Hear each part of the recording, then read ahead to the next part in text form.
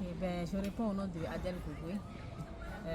Je suis la trésorière de la CCPMA, entendue Coopérative communale des producteurs de maïs d'Athénée, dont le maïs violet qui est notre maïs phare, un maïs qui est naturellement biofortifié, un maïs qui est un complément alimentaire. Et pour garder intactes ses valeurs nutritionnelles, nous produisons ce maïs agroécologiquement. Et actuellement, ce maïs a la certification bio SPG du Bénin. Et c'est un maïs qui a vraiment un cahier de charge, ça a vraiment une traçabilité. Et toute personne, producteur qui veut produire ce maïs biologique doit pouvoir respecter ce cahier de charge-là. C'est une obligation. Et il y a des gens qui commencent mais qui n'arrivent pas à avoir cette obligation. Ils se trouvent déclassés sur le chemin. Voilà. Et actuellement, il y a Sawa Agrobusiness, qui est une entreprise dont je suis la promotrice et qui fait la transformation de ce maïs-là, ce maïs SPG. Voilà.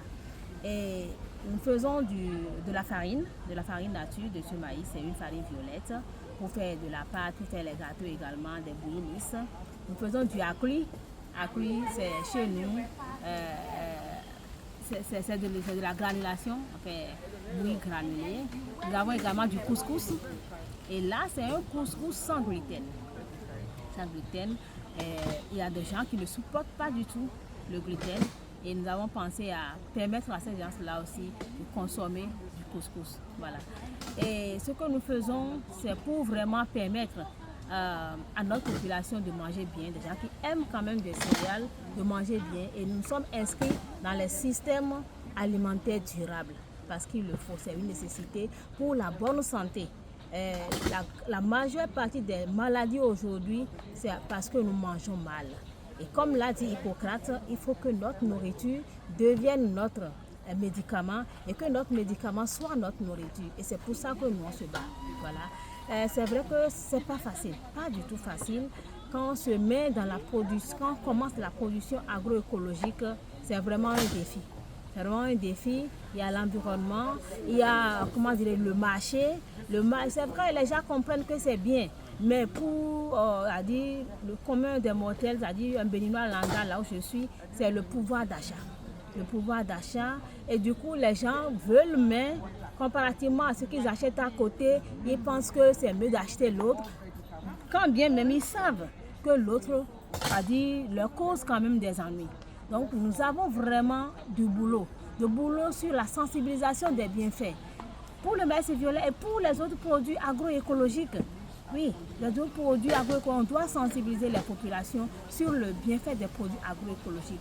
Et on doit également travailler à ce que les rendements puissent s'augmenter, s'augmenter dans la production. Nous, l'expérience que nous avions eu à faire, c'est que nous étions, jusqu'en 2023, nous étions à 800 tonnes le kilo.